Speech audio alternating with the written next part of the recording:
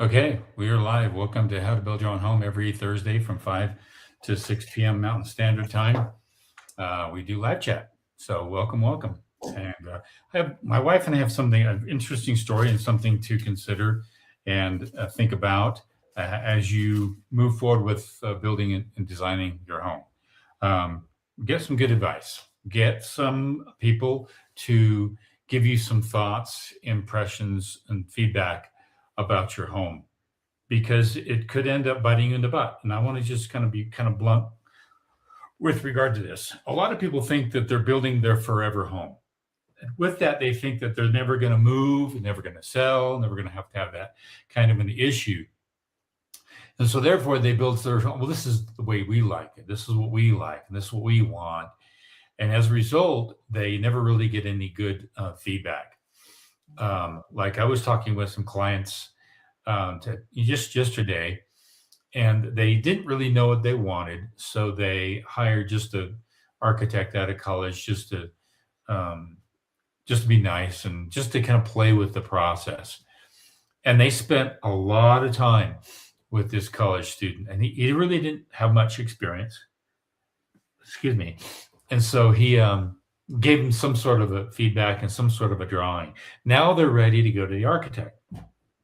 And before they even go to the engineer, they'll go through me and go through my daughter and all that kind of stuff, get all this feedback on a home. And luckily, we've got our realtors, we've got designers, and all those types of people.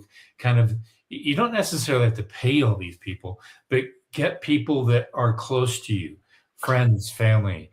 If you know anyone in the trades, to give you some feedback on the design of your home. My wife and I, how many homes have we walked through where we just scratch our head, honey? Dozens and dozens. And these are homes that are, we recently walked through a home and we were scratching our heads. And here's the problem. A lot of times people cannot sell those homes. We walked through a home several months ago and it had to be a short sell. They couldn't sell it because it had some obvious problems to it because they couldn't sell it. And those problems were so in the way of it being appealing in the market that they couldn't sell it. And so you want to take some time with your design of your home. I've seen some people, I'm looking at a home right now that the whole back of the house is facing the cul-de-sac. Now think about that. You build a cabin in a beautiful setting and you make the house face backwards into the cul-de-sac. And then the views aren't even captured because the house is facing due east. It's not facing south to capture the views. It's an odd thing a lot of people talk about. And you don't need to do that. I've seen way too many owner builders. They build in what's called a little cocoon inside their brain. And they think what they're doing is cute and unique and whatnot. But it may not be the right thing down the road. It may just hurt you. How many times, honey, have you seen people do things to homes and it's so hard to sell it? Oh yeah. There was one person, luckily it wasn't my listing. There was one that they just thought, oh, if I just build $1 million home, it will sell. But the floor plan was horrible. You're like, what do you do with this space? And what do you do with this space? It was the worst design ever. Mm-hmm. And it was years before it sold, and they had to sell it at a way discount at a short sell.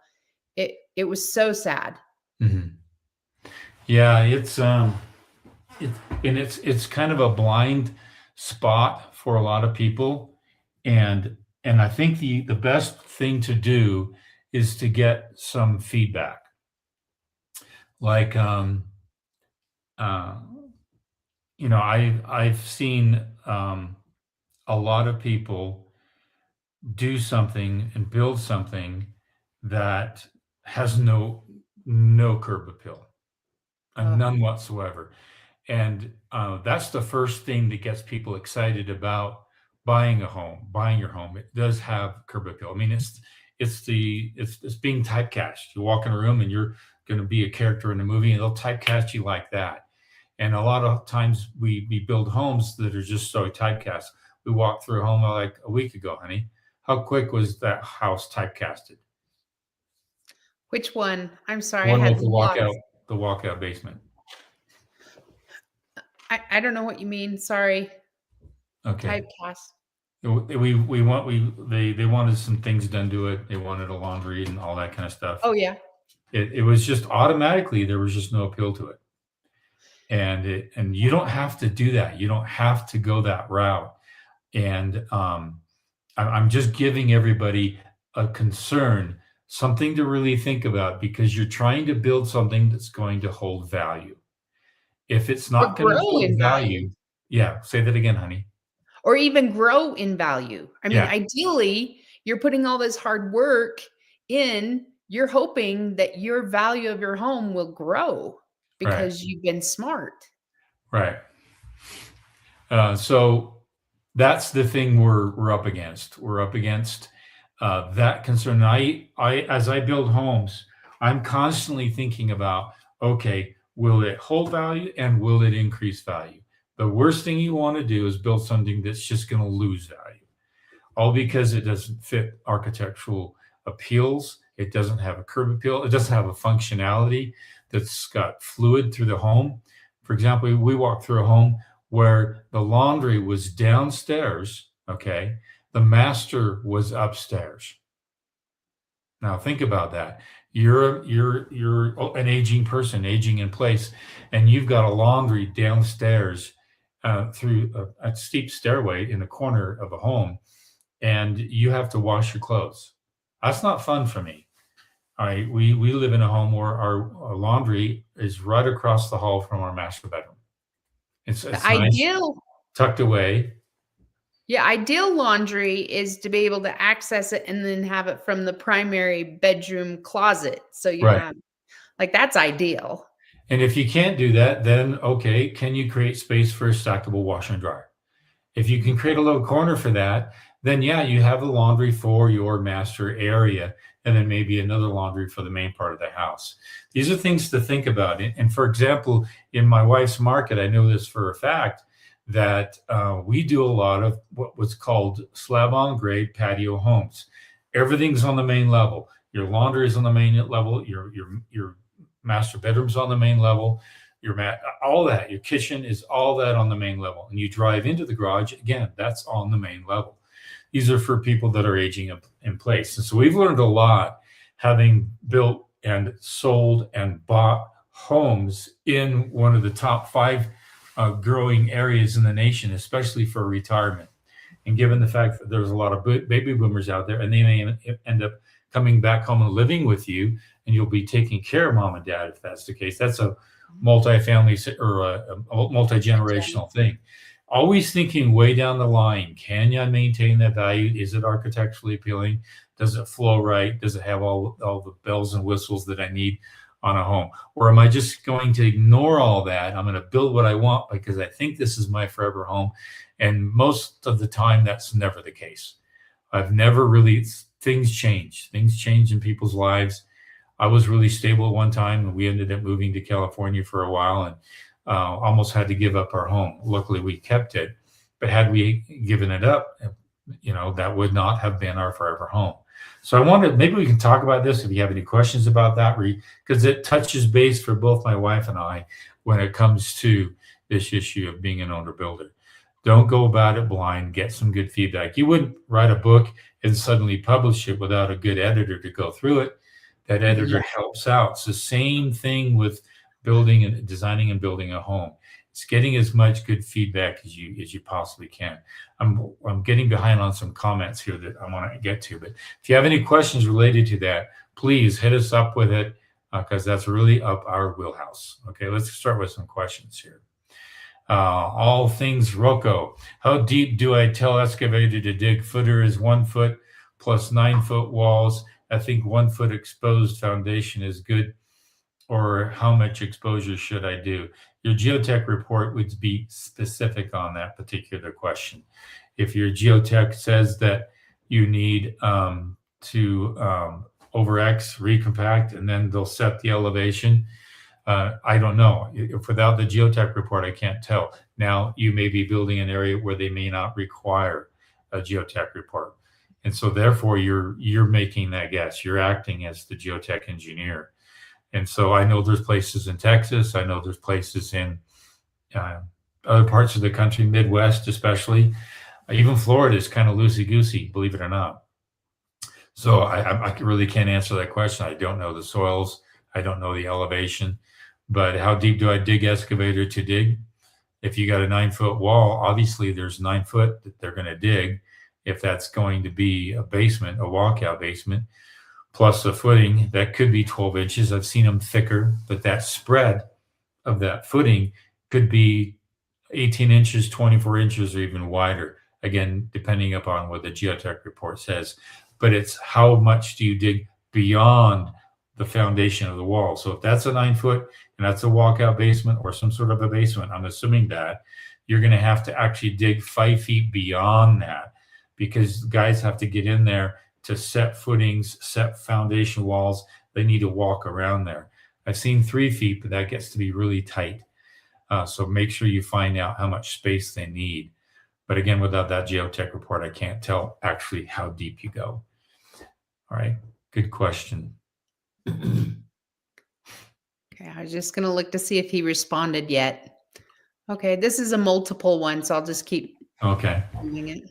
So I've tried that. People fear they will be the cause of something you won't like, so they tend to not give you their real opinion. I have an alternative, Reddit. That's a good point. Yeah. There's a lot of Facebook pages as well that are active like that. You can do it on our Discord group, and it's getting a lot more active. So people are active there. And then just people in the trades. People in the trades are really honest. Friends and family may not tell you what you want to hear, what you don't want to hear, but they will tell you some stuff. So don't be afraid. Just keep asking around and you'll get some good feedback. Okay. This continues, honey. So I've told you there's multiple. Okay. You can throw away a lot of what you read on Reddit, but there are some good suggestions there if you show your plans on some of the subs. Yeah, that's true. Keep going. In the end, I spent 2 years researching, learning everything I can about placement design, watching a lot of YouTube like you guys. Yeah, it helps. So, David, I think builders that have built lots of homes like you guys are good references. Yeah, talk with them. Just sit down and take them to lunch. So I will tell you something too. I have a client and I do have the listing, which is really hard. They bought and their floor plan, it seems really nice and everything, but we have found out that there's a similar floor plan, just 100 square feet more, and the kitchen island just is turned a little bit different. And the client and the buyers have been buying that floor plan a lot more. And so when I talked to this builder, he said, yeah, we don't, that floor plan is discontinued because it was a hard sell. Right. So if you're out looking for floor plans and everything, and you're going through a big builder and they have lots of model homes, I would definitely ask which ones are the popular ones, which ones sell quickly, which ones are being discontinued, because they learn too. They build one and then like, oh, it's not selling. Well, if we just tweak it, it will sell better. Keith, remember when you were working for the nonprofit and it was harder and harder to sell, and then you tweaked it and added more square footage with the attic trusses, and then they were just flying off the shelves. Right. I came onto this organization and none of the homes were selling because they were 3-bedroom, 2-bath homes. And it was nothing like our parents had. Our parents had basements, unfinished basements, places to grow. So I just said, let's throw some attic trusses and not finish it. It gave them the hope, gave them that this could be a long-term home or their forever home. And they all sold. I mean, I had 10 homes in an outlying area of Cedar City, which is in southern Utah, really ugly area, to be honest with you. This is the kind of area where everybody's got an acre and everybody has got an acre filled with garbage all over the place. And somehow we got 10 lots donated to us because we were a nonprofit. And so the bank donated them to us. So we got them, and then nobody wanted to live out there. And so suddenly I says, let's redesign these homes and give them a ton of square footage that they can grow into. We sold them all within just 6 months. And that's what people are looking for. They're looking for square footage more than a tiny room. We walked through a home recently, and the bedrooms are like 9 feet by 8. I mean, super tiny, super tiny. Nobody can put a queen size bed in those bedrooms. And to be honest with you, it's not going to be that much more costly to build a home with a little bit of extra square footage to accommodate some of these needs down the road. And the neat thing is if you do it right, then you can convert those bedrooms into an office, or you can convert them into something else.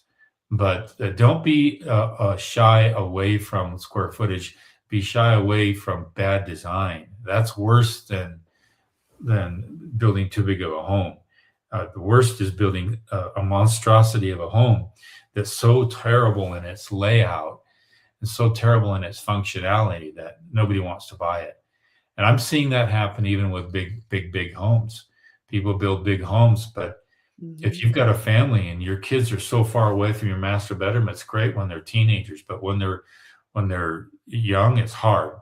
So you have to know your market, have to know who you might end up selling to down the road. Here's a good thing to consider. I lived in a place called Thousand Oaks, California. It was one of the fastest growing places in America. And when they built the homes, they built them for families, okay? But what happened in California is happening across the country.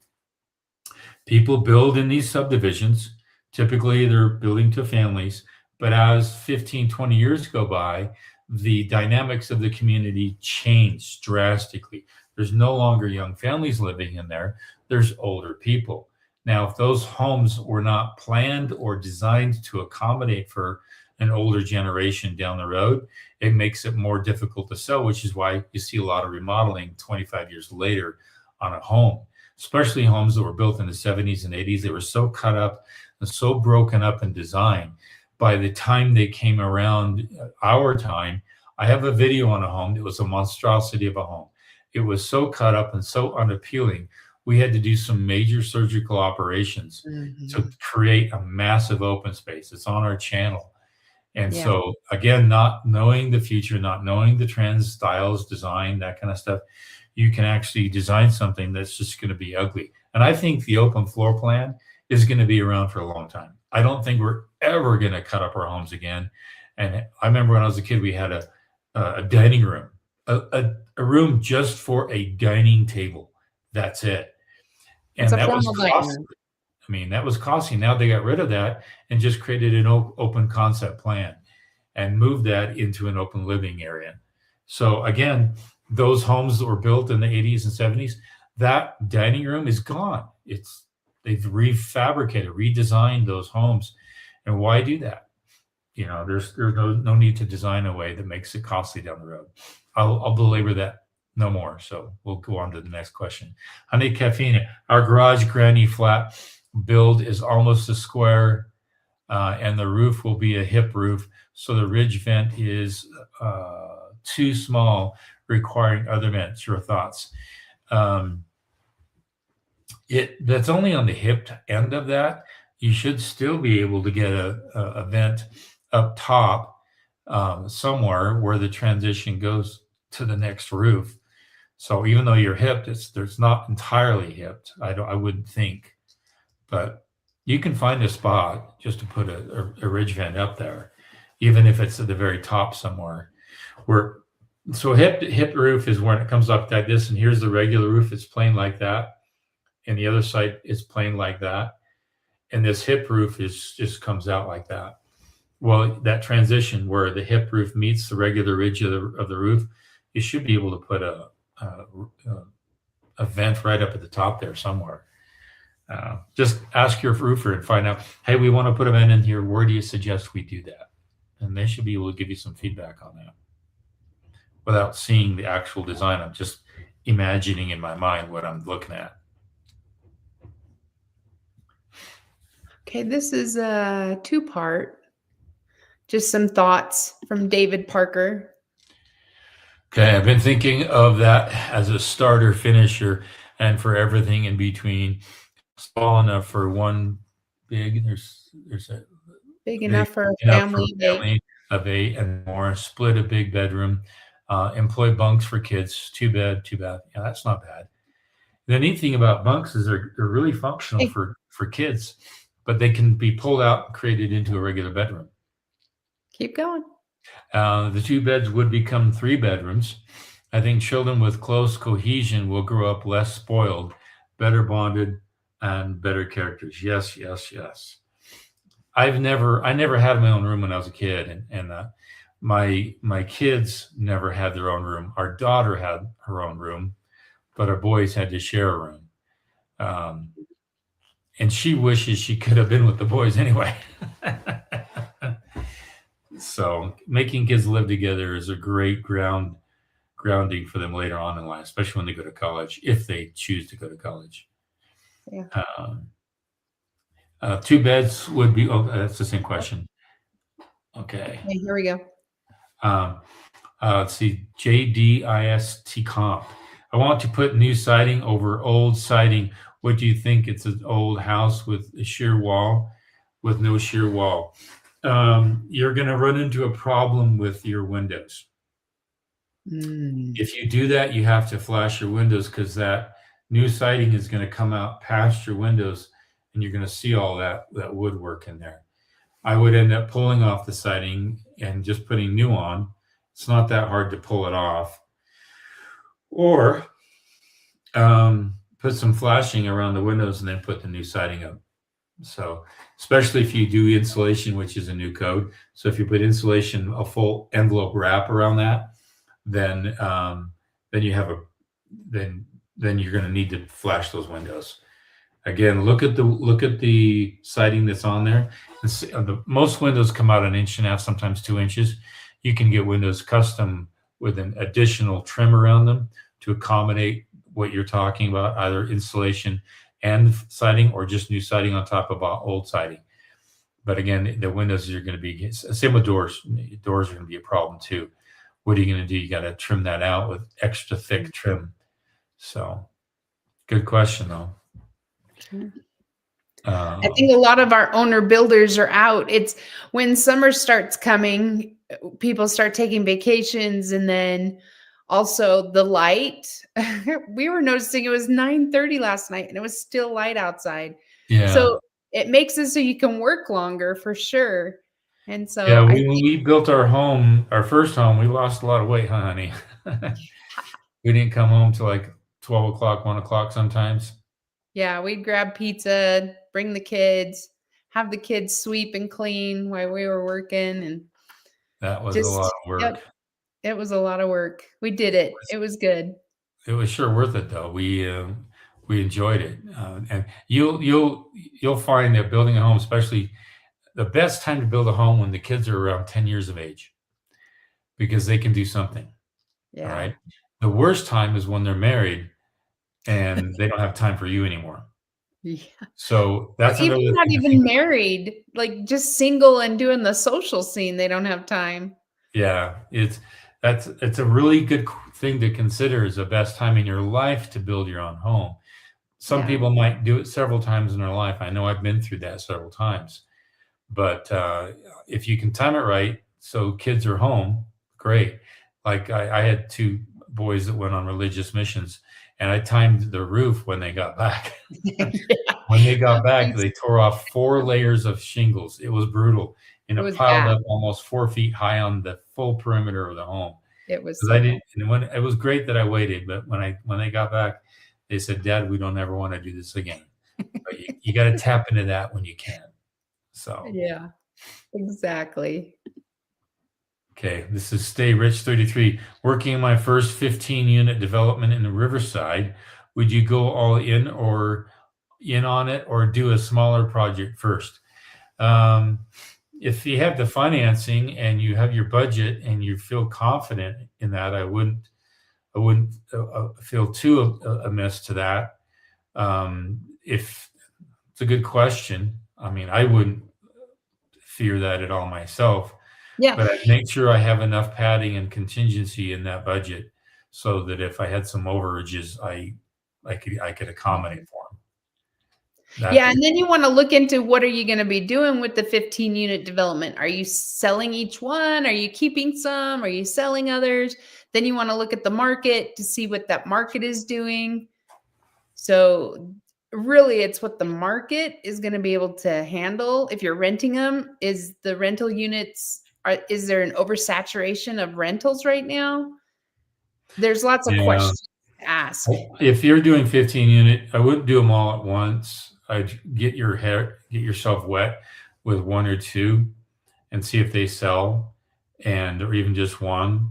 And that way hey, I did that one. I had the hiccups, but I learned my lesson on XYZ. Now I'm ready to do 3 at a time, and then you're just scaling that up. So I would take it slowly if you do it, and put them on the market as soon as you can if they're for sale or for rent. But best of luck with that. I had a student when I first started How to Build Your Own Home. One of my second consult, my second student was a woman who did a fourplex in San Diego. And that didn't scare her, it didn't scare me. It's just a little more scaled up than what you're used to. So it's just more of what you were going to do with a 1,500 square foot or 2,500 square foot home. It's just more. That's all it is. It affects your timing and scheduling and budget, but it's all the same thing. Good question. David has a comment. Pretty sure you have kids to have them help build the house and take care of the fam. Yeah, farm. Yeah. The farm. Yeah, sorry. The farm. And it's true. The kids that learn how to work and do that type of stuff, they're better prepared, I feel, for life than those that are just feeling entitled and wanting the next new toy and stuff like that. So don't be afraid of getting hard work. I was talking to some people in my office, and there's a lot of them that have different age kids, and one is over a youth group. And I asked him, what is the biggest concern right now for the youth? And he said, very first thing he said is they don't know how to do hard things. Yep. They don't know how to work hard. Yeah. So okay. It's a big problem. I will be the GC, but hiring someone with construction experience for oversight, what is the best strategy to pay them? Per hour, per week, or per month, or per site visit, etc. He made him do some work too. Give him a flat fee over the entire project, and then divide that into 7 months. That's what I would do. So you have him looking forward to some money coming, and then you have a list of all the things you're asking for him to do. Mm-hmm. You're not asking for Write it out. a certain number of hours on a job site, because then they'll just milk it. You're asking him, I want you to check the site every day. I want you to give me a report every day. I want you to copy me on scheduling and whatever it may be. But to negotiate a fee, and it could be 20, 30,000 for a home, which is far less than a GC you would pay, or it could be 15,000, could be 10,000, some negotiated price. And then you want to find out how far he lives from the job. So if he lives 30 minutes from the job, then that's going to cut down on his ability to be there as much as you possibly can. So get some things under your head first, so that you know that, yeah, he's real close by. He'll be able to watch the job, manage the job, and how much of the management will he take over. And then the other thing is you might want to just get him to just get you to dryad stage. And then you take it from there, and that could be a savings. It depends on how much you really want his work. And ask him, hey, what do you think you want for this? What do you think you'll charge me for this? And can we talk about that? Just sit down and talk with him. Okay. Some of my ideas are extreme. This is from David Parker, 2173, which I have to walk back and be more reasonable. One must be practical and consider the largest market of universal need. That's a good way to put that. Yeah, largest market of universal need. That's a great way to put it. Okay, so 2 minutes from the job. I saw that. Stay And Rich says the 15 units are going to be for rent. So is it all a 15 unit or is it a 5 unit, 5 unit, 5 unit? I mean, you could build one, and if you start leasing them, because you can put a sign in, going to be for lease, and if you start leasing them right away, then then you just keep building. That's what the guys in my office do. yeah, as soon as you can get one leased out, the better.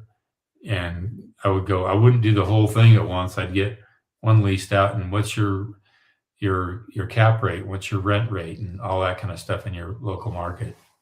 And if you have a property management that's taking over, that's going to do the rental, like they could start marketing it right away, and then they can give you feedback on how quick they're going to rent. Mm-hmm. Okay. Thoughts on hardy plank versus formed stucco to look like it in East Central Florida. Hardy plank versus formed. I'd stay away from the stucco. Stucco's a really hard product in high humid environments, especially coastal environments.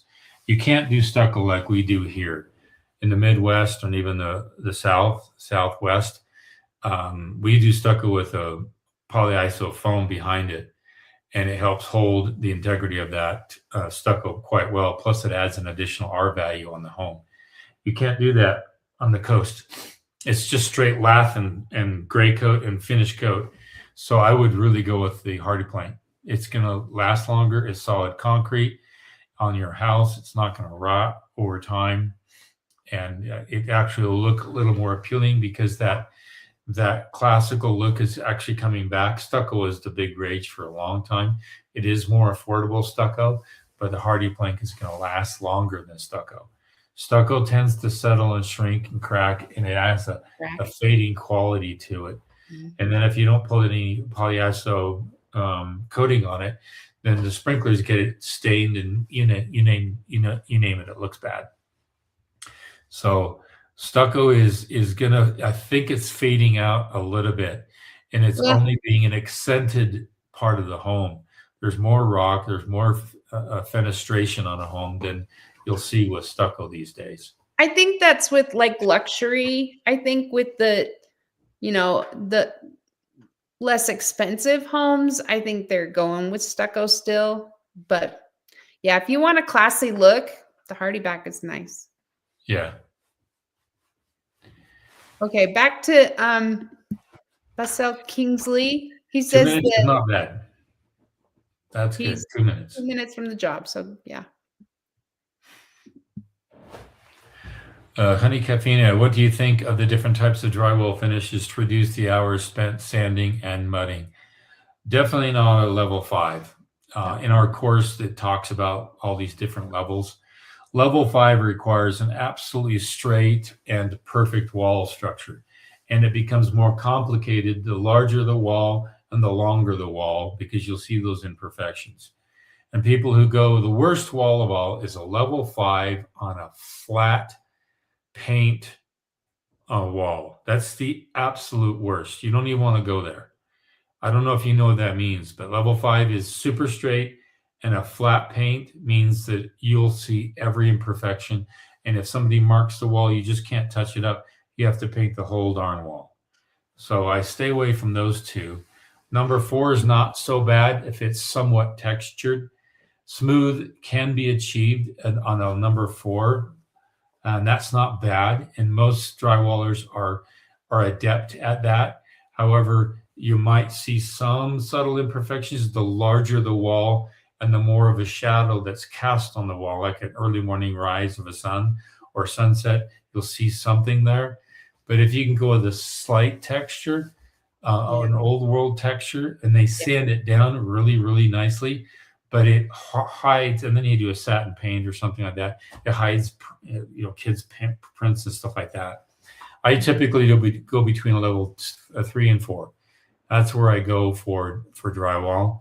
I don't ever go with 1 or 2 because that's just tape and texture. Tape is not much of a texture.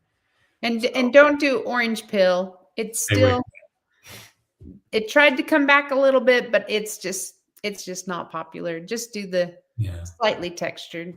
Yeah, if you do orange pill or anything close to that, you can't put wallpaper up there. Mm-hmm. So the neat thing about a number 4 smooth is that you can put, wallpaper up, but it's very hard to put wallpaper on an orange pill. Yeah, you don't want orange pill. Good question. Okay. Thank you for all you do for the owner builder community. You're welcome. And I think that's got some more questions coming here. Stay Rich. It's a 1 acre lot in Riverside, California. The plan is to build about 15 rental units and hold them long term rather than sell them. Okay. Yeah, if you can do that, do it. That's awesome. Yeah. David, what is the best siding there is for all practical purposes, or perhaps what is your greatest preference? Anything that's cement based, to be honest with you. Any hardy material is really, really phenomenal for that product.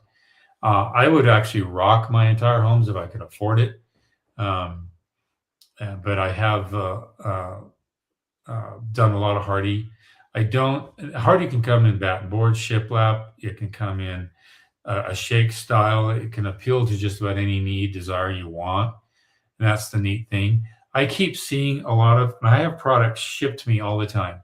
I keep seeing vinyl siding. Oh, look, we've got insulation in our vinyl siding, and it's rigid polyiso foam. So if any heat hits that, it's just going to liquefy. I build in extreme heats, so it can be up to 115 degrees Fahrenheit. If I put vinyl siding on homes that's the sun's hitting it, it will warp. It just warp in the heat. And I've seen that happen, especially in Arizona, Nevada, some parts of Texas, and other really hot areas. So I avoid stuff like that. Even in cold weather, where I get some high winds against there, I can hear the wind rattle against that light. I like a denser material on my walls, exterior walls, and that lighter material, I can hear it flap around. And so I'm very, very, I keep looking for products, but to be honest with you, that's one of the reasons why I like OmniBlock, because you just put a synthetic glue in the gray coat, put a finish coat on there, done, no laugh. And the wind can hit that all it wants, and you're not going to hear it. We built an addition on our home in St. George, Utah. We still have that home, and it doesn't get any kind of problem like that. But if we put some other products on there, we could have a problem there. But again, what's the best siding? And there's some other very expensive. There's a siding product that's solid concrete, but it looks like a log, but that's very expensive. There's a lot of fenestration too, as well, for around the windows and trim that you can use. Fenestration basically means your windows. It's windows and doors. And the more windows you have, you can put some cost there, and then just put something nicer around the house. One thing I don't like is when people put some rock on the front of the home and they only go up 3 feet and that's it. They stop. And it doesn't really help the house. If it's done right, it can, but rather than just do a 3 foot wainscot on the front of a home, just pick a whole wall and go full up on the whole wall. And that actually has more of appeal than just this really cheap looking fenestration that goes below the windows. So if you're going to do something, do it so it looks like it was designed that way, not that you couldn't afford it any other way. And that's really the trick. But yeah, good question. I keep looking at products, and it's just I scratch my head, and there's just not much out there. Okay, I think if you start with grand ideas, there's nothing wrong with that. Then you look at it and pick out the parts you really want and need, and start cutting it back to those things. Yeah, that's the thing, cutting it back. And then even if you did it in phases, there's a grand idea, but it's in a 2-phase scenario or a 3-step process. Mm-hmm. So, like we walked through a house recently for some people that didn't have a garage on it. Yeah, $450,000 home, no garage. So that's a lot of money to pay in a snowy environment, no garage. That's one of the reasons why it's really going to be hard for some homes to sell, because they didn't think about that. Okay. I had met you in Vegas during the Builders Show. I have the property that city with like multiple SFRs in Thousand Oaks. I grew up in Thousand Oaks. I went to we talked to her. Can you please contact me again privately so I can exchange contact information again? I'd like to consider a JV if you're up for it. Yeah. So go to message- How to Build Your Own Home. Yeah, go to How to Build Your Home and message the instructor and We'll reach get it. out to me that way. Okay. And good to see you. I remember you. Yeah, Robert 8657. I am building a mountain home, not wanting LVP because of the changes in temperature. That means luxury vinyl plank. You gave a previous recommendation for high-end flooring that wasn't standard hardwood. Any recommendations? I've done a lot of luxury vinyl planks in mountain homes. I just don't like floating floors. That's whatever you do in a mountain home, because of the fluctuations in temperature, they can range from minus 20 to 90 degrees Fahrenheit. I mean, that rapid, that much of a fluctuation over a few weeks, that will do a number on a hardwood floor that is not glued down. So whatever you do, I would recommend putting down a floor that is a glued down floor. And I always go for a thicker floor as possible. Now, I've seen floors that are engineered that are not even barely a half inch. I prefer a 3/4 inch solid engineered wood that is glued down, and that's gonna. And you look at the veneer on that, and if it looks thick enough, it should be able to take a sanding 2 or 3 times. I have an old home in St. George where we put a 3/4 inch a floor on there. Eventually, we're going to sand that down. We will never lift or destroy that floor because it's almost a solid wood floor. I don't like solid wood too much. Oh, the one I'm talking about, it's a clip. It's a solid floor, but it's really 3/4 of an inch, and it clips together. I forget the name of it. But I tried that. I did it on a job where I built a dance studio for a client. And it didn't come out the way I thought it did. He was okay with it. We had to do some fixes because it wasn't really holding down flush. And there were some places where the dancer could trip. So we had to make adjustments and fix that. It wasn't as flush as I'd like. Again, I'd prefer a glue down floor. So I know what you're talking about. But just research solid wood floors and you'll see it. And and you can even order samples. Imagine these two foams that are together and it clips in like that. And it's so heavy, it locks in place. And it's pretty nice. But again, it's a floating floor. And it's the only floating floor that you can put a piano on, that you can put your cabinets right on it. They approved that because it's so locked in and it's so thick that it's not going to move or budge. But again, it's better than a floating floor that doesn't allow for that. So good question.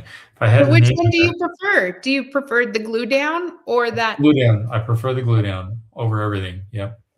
Okay. Okay, next question. Okay. Let's see. Sorry. David Parker, have you ever used magnesium oxide panels to build a house? I have heard of that, and I think the magnesium oxide actually helps with refracting the sun back out in the atmosphere, if I'm correct.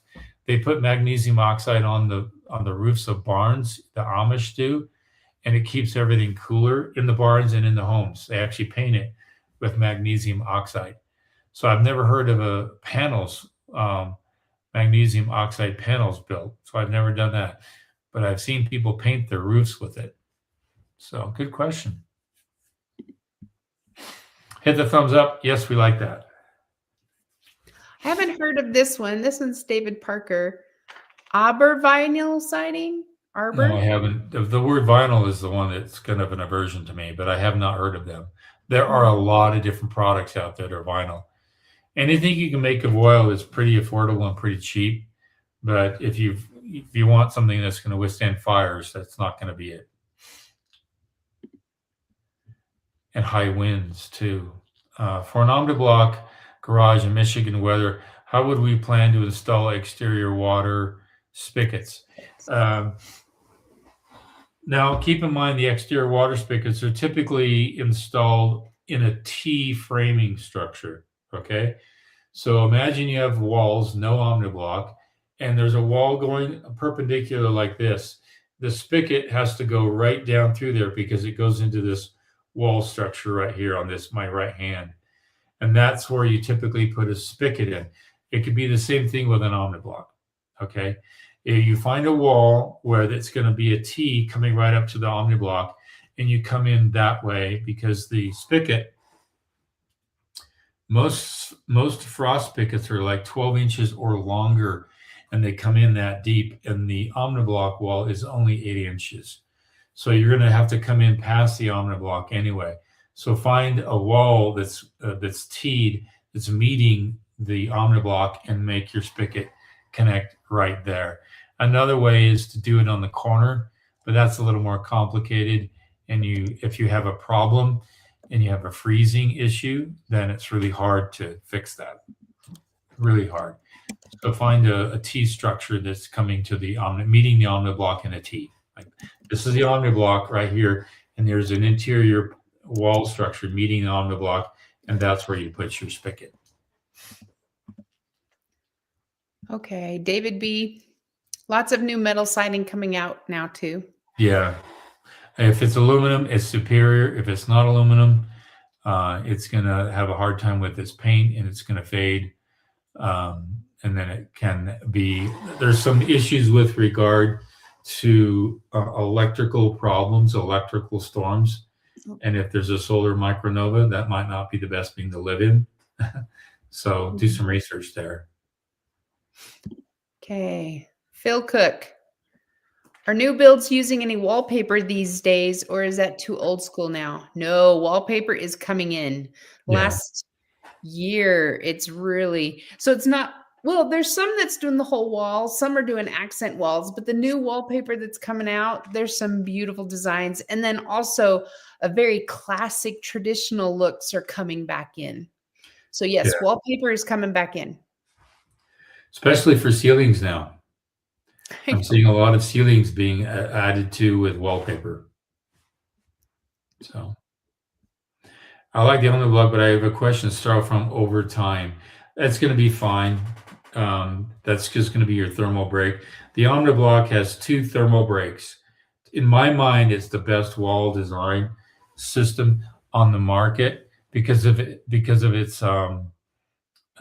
thermal break, meaning that it takes a long time for the heat to transition all the way through the wall because of the thermal breaks are like that.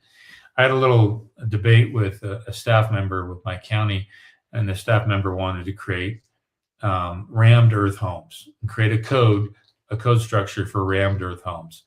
And I got into a little discussion with him. I said, rammed earth is just solid, dense density. That's all. There's no thermal break.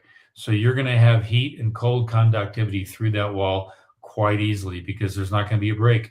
If you look inside the window structure, the engineering of a window, they have a complete thermal break on that window, meaning if you have aluminum windows, which a lot of people do, that conductivity of the window on the outside can't necessarily work its way to the inside because there's a silicone or a plastic break between the metal on the outside and the metal on the inside. That means a thermal break. Omniblock has a double thermal break, actually almost a triple thermal break. It's phenomenal.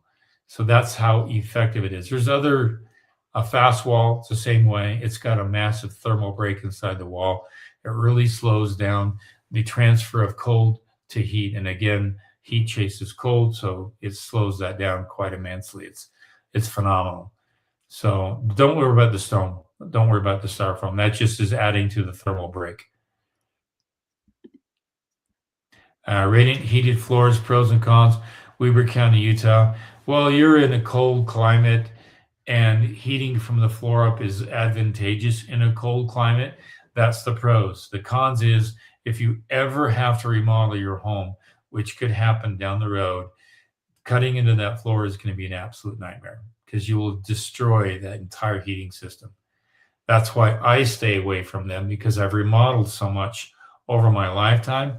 If I had that, I would never want to have to, I would say to my client, I'm sorry, but if I cut into this, I'm going to destroy your entire heating system of your home. So that's why I stay away from them. The only place I put heating is in a tile in the bathroom.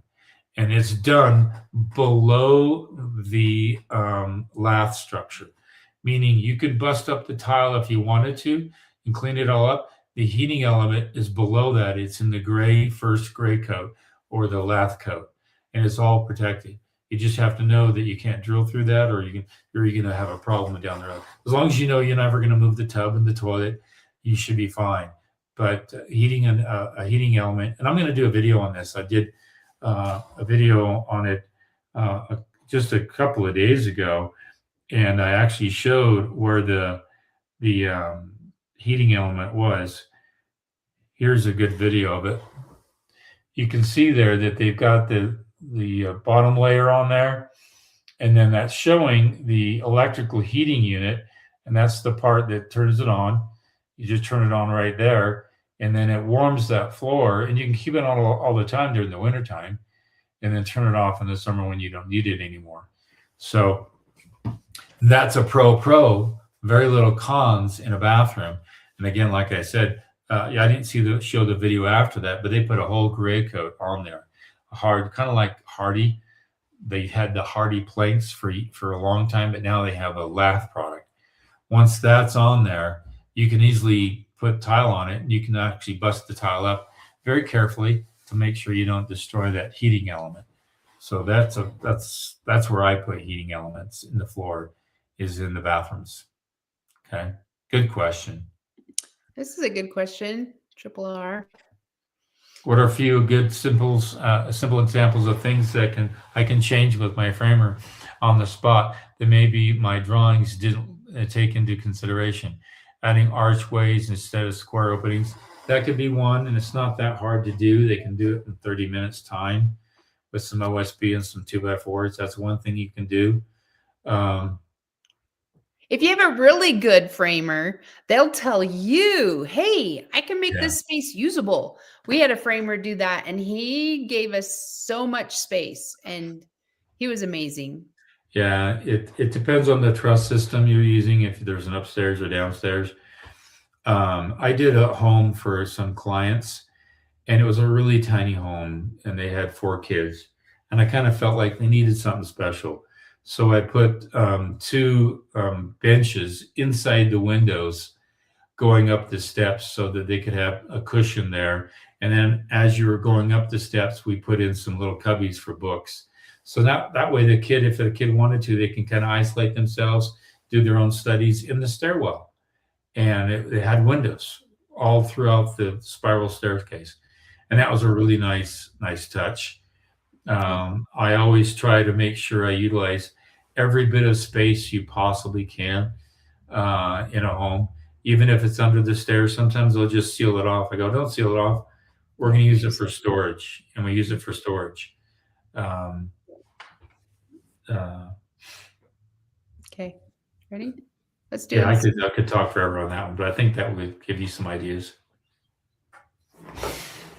Would Hardy board siding make sense over Omniblock? No, I'll tell you why. I could go for one of the Omniblock finishes, but my wife doesn't like the look, so we're thinking stucco, but Hardy might be an option. That'll be a lot of application. You have to have hammer nails, concrete nails, screws. It's not something I recommend. Just do a nice stucco. What I would recommend is they do a stucco, and then you can put a nice Hardy trim around the windows, and I've done that. That looked really nice. And then the trim is Hardy material, so it's cement on cement, and you can put that up there. If you buck your windows with the 2x6 material or 2x8 material, then you have a nice piece of wood to hammer or nail trim to. And that's something, when I do my Omniblock homes, I always bucked all my windows. I don't know if you know what that means, but it means I put wood trim around the entire window. You have to buy the wood anyway, because if you have a window, you need a bond beam above the window. that bond beam needs to be supported by a framing structure underneath. So when it's cured, you can pull it out. Well, I don't want it cured. I don't want to pull it out. I want it all bucked. That way I have a place to nail drywall to on the inside. If I do that, actually, I don't put the drywall. I just mud the inside. That's the neat thing about OmniBlock. On the inside, all I do is mud. I don't glue a drywall to it. I did on accident, and it hasn't been a problem because I live in an arid climate. But if you live in a humid climate, that could be a problem. So you just mud the inside. So you're saving a huge amount of money on not actually hanging drywall. And on the outside, there's no lath. You can just actually stucco that with gray coat and then finish coat, and you're done. And it's the trim that's going to make it pop. If you wanted something else, you could apply a brick, or a rock to the outside, and that's going to be easy to apply.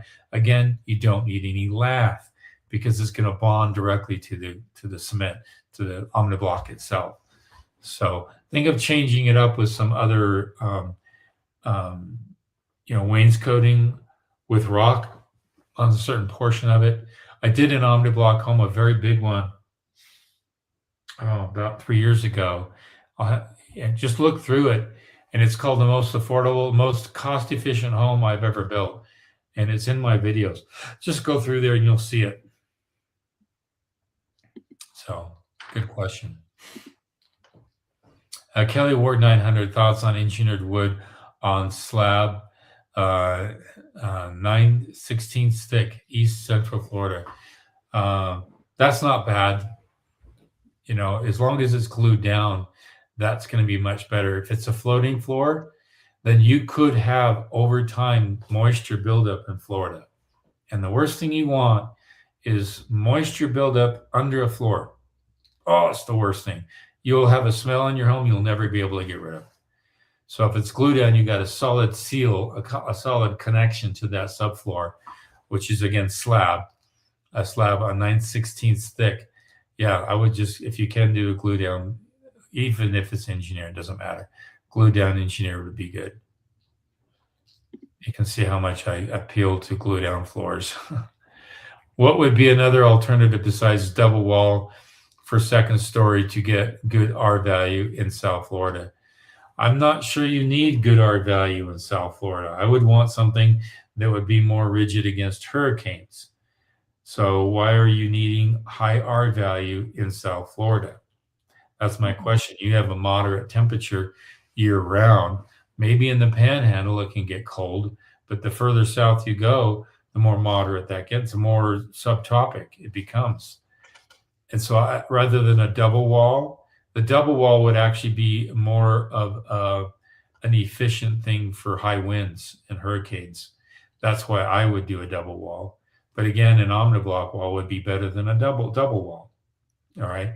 Anything solid like that has rebar and concrete in the wall structure would actually be a better wall like that. I had a gentleman I did a consult on, and he's doing a full brick rock on the exterior of the wall of the OmniBlock home in there in Florida. That sucker's not going to go anywhere. So I would do a double wall in Alaska. In fact, they actually are pushing for that code up there. In fact, they do what's called advanced framing, where they don't do the stud 16 on center. They do it 24 inches on center every 2 feet. And that, because the heat, the studs are not a good insulator. They actually conduct heat and cold through the wall structure. So by eliminating half the number of studs, you're actually creating more efficiency on the home. Now in Florida, I wouldn't even go that route. I'd do 16 inches on center, 2x6 or whatever. But rather than a double wall, I'd put insulation, mineral wool on the outside of that home. That's going to create more comfort for you, and it's going to be fire retardant, and it's going to be mold proof on top of all that. So that's what I would do on your home. Put your money where the best result is going to be. So good question. Dave Parker, does OmniBlock have designs for houses?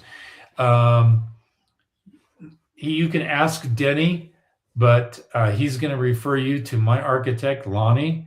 Lonnie actually does a lot of OmniBlock designs.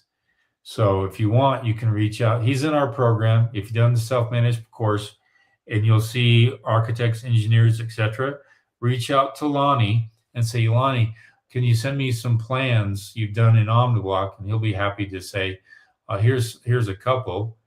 He won't actually send you the plans, but he'll give you the kind of a looky-loo of what it looks like. And you kind of go from there. But the straighter you keep your walls, keeping your home at 9 to 10 feet, don't going too high, that's going to save on your costs. A great straight up rectangular design is not bad. It's really affordable. Okay. Yeah. Okay. That's it for today. We've hit 6:03. Yeah, we went over to. I had so much fun. I didn't even know it's after 6 o'clock. So, yeah, there's a lot of other questions there. Do you want time for one or two more? No, we did them all. Like yeah. There says I've moved from an ICF. You can build a solar if you want. Have land and do a heat pump or geothermal. I've heard of that. More effective speed. I really like the ICF, but budgets be budgeting. Yeah. And here's another one. I'd put the money for geothermal or solar. Yeah, I probably would too, especially solar, into higher insulated walls and triple glazed windows myself. Yeah. A lot of great feedback out there. I appreciate everybody. We'll be back here next Thursday from 5 to 6 p.m. Mountain Standard Time. And have your questions ready. If you've not ever been to our live chat, message us through How to Build Your Own Home and look at our courses. We've got great courses out there. And we'll see you guys next week.